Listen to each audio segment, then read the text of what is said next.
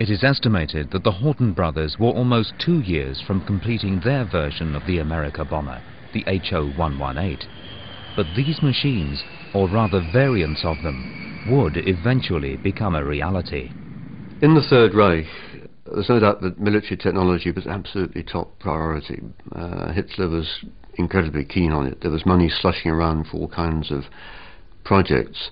And by 1945, German engineers and scientists had really produced an extraordinary range of vanguard technologies in the military field. And the projects which underlay the effort to bomb New York, the America bomber, played a very important part in shaping the technologies of the later space and aerospace programs of the United States well on into the 1980s and 1990s.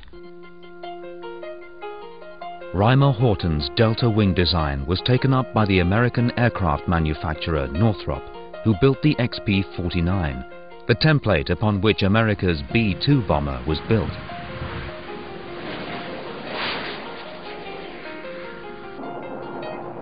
The V-2s of the Second World War evolved into the rockets that had taken man to the moon and the intercontinental ballistic missiles of the Cold War.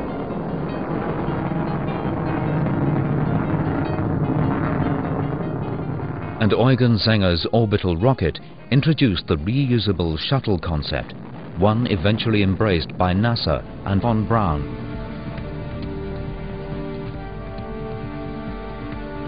America's huge armament and space programs of the 20th century have grown out of the technologies pioneered by the men tasked with destroying New York.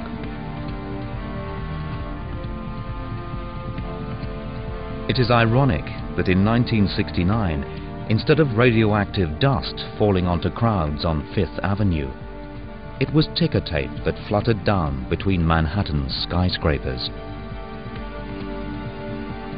The city that he had once hoped to destroy had eventually become the scene of Wernher von Braun's greatest triumph.